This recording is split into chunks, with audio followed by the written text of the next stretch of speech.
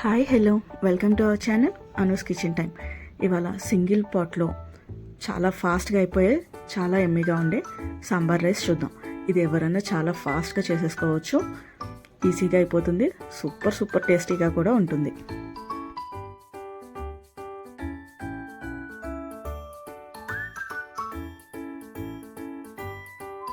కుక్కర్ని కొంచెం వేడైన తర్వాత 2 స్పూన్స్ ఆయిల్ వేసుకుని పోపు వేసుకోవాలి. పోపు కోసం 2 లేక 3 ఎండుమిర్చి, ఆవాలు, జీలకర్ర, 1/2 స్పూన్ చొప్పున వేసుకుని కొంచెం వెల్లుల్లి రెబ్బలు కూడా వేసుకోండి. ఇవి కొంచెం వేగిన తర్వాత 3 లేక 4 పచ్చిమిర్చి చీలికలను కూడా యాడ్ చేసుకోవాలి. వీటిని కూడా కొంచెం దూరగా వేయించుకోవాలి. ఇప్పుడు సన్నగా కట్ చేసుకున్న ఆనియన్స్ని ఒక 1/2 కప్ యాడ్ చేసుకుని వీటిని కూడా కొంచెం ఆయిల్లో మగ్గనివ్వాలి. ఆనియన్స్ మగ్గిపోయిన తర్వాత సన్నగా కట్ చేసుకున్న టమాటోస్ని కూడా యాడ్ చేసుకోవాలి. టమాటోలు పూర్తిగా ఆయిల్లో కుక్ అయిపోవాలి. ఇప్పుడు 1 స్పూన్ ఉప్పు, 1/2 స్పూన్ పసుపు యాడ్ చేసుకోవాలి.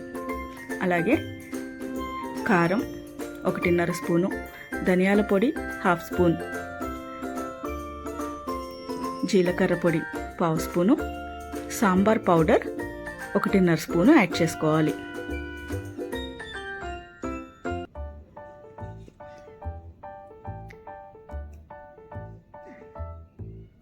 ఇప్పుడు ఇవన్నీ బాగా కలిసేలాగా కలుపుకుని ఒక 2-3 నిమిషాలు ఆయిల్లో కుక్ అవనివ్వాలి.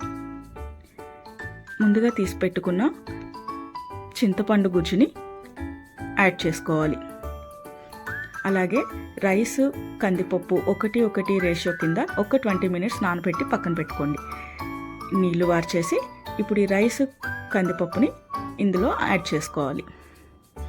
ఒకసారి బాగా కలిపి ఒక 2 మినిట్స్ వేడి సెగ తాకనివ్వండి.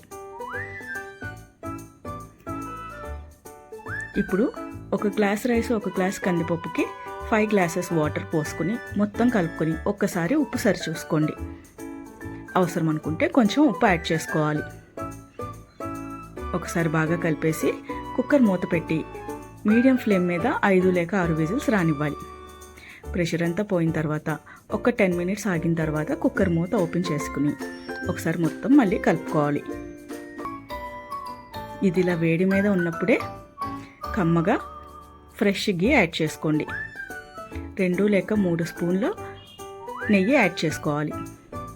అలాగే చివరిగా సన్నగా తరిగిన కొత్తిమీరను కూడా యాడ్ చేసుకుని ఒకసారి బాగా కలిపేసుకుని వేడిగా తినండి, చాలా బాగుంటుంది. తప్పకుండా ట్రై చేయండి, చాలా ఫాస్ట్గా అయిపోతుంది, ఎవరన్నా ఈజీగా చేసే డిష్ ఇది. Thank you for watching. Please subscribe my channel. Thank you.